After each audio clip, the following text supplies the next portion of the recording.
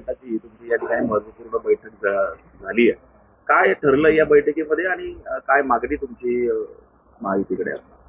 आमची एकमेव मागणी आहे का आमचे रिपब्लिकन पक्षाचे नेते रामदासजी आठवले देशभरात भाजप आणि NDA मध्ये काम करतात आणि अशा एकमेव व्यक्तिमत्वाला रिपब्लिकन पक्षाच्या वतीनं या ठिकाणी शिर्डीची जागा मिळावी, त्याचप्रमाणे रिपब्लिकन पक्षाला दुसरी जागा सोलापूरची मिळावी अशी मागणी आम्ही वारंवार गेली 2 महिन्यापासून करत आहोत. भारतीय जनता पक्षानं ते गांभीर्यानं घेतलं नाही असं चित्र आपल्यासमोर दिसतंय.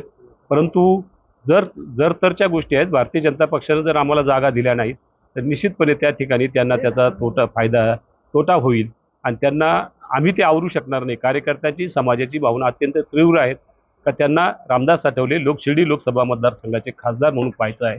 म्हणून त्यांना शिर्डीची जागा निश्चितपणे त्यांनी दिली पाहिजे आणि ही जर जागा दिली नाही तर भविष्यातली रणनीती आम्ही निश्चितपणे उमेदवारी जाहीर झाल्यानंतर आम्ही जाहीर करणार आहोत. महायुतीने जर ही जागा जर दिली नाही तुम्हाला शिर्डी किंवा सोलापूर तर मग काय भूमिका तुमची ठरली आहे? नाही, आम्ही या ठिकाणी मग अपक्ष उमेदवारी रिपब्लिकन पक्षाच्या वतीनं करणार आहोत.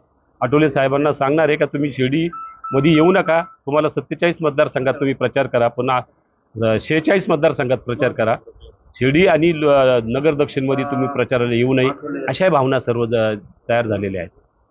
म्हणजे उमेदवारी जर त्यांना दिली नाही तर ही जागा तुम्ही लढवणार? हो, निश्चितपणे आम्ही जागा लढवणार.